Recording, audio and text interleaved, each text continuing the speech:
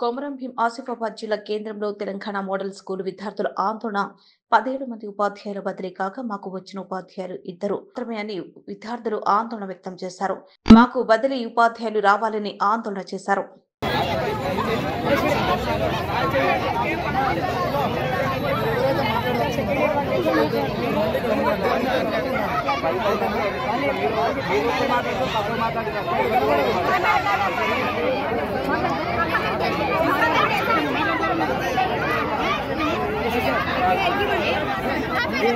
Model college లో first year చదువుతున్నా.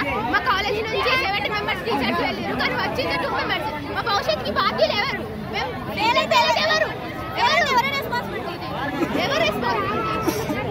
భవిష్యత్తుకి అసలు 70 మెంబర్స్ వెళ్ళారు, కానీ వచ్చింది మాత్రం 2 టీచర్సే.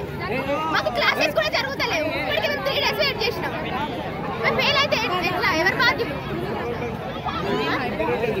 3-4 డేస్ అవుతుంది, ఇంకా ఎవరు వస్తలేరు. వచ్చింది 2 మెంబర్స్.